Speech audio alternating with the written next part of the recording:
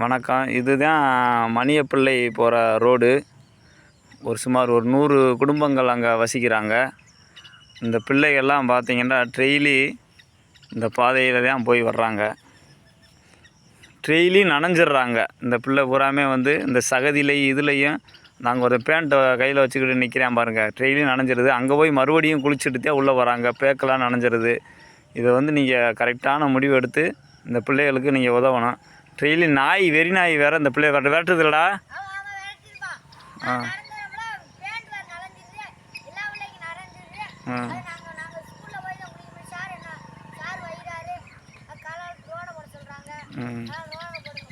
சரி சரி இங்கே பாருங்கள் பூராமே பிள்ளைகளை நாங்கள் ஏற்றிட்டு வந்தாலுமே இங்கே பூரா வதியில் தான் வருதுங்க பூரா பேருமே.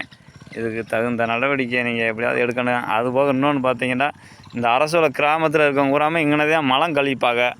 அதையும் மிதித்து தான் பூராமே போகிறாங்க. நோய் தொற்றுக்கு ஆளாகிறாங்க.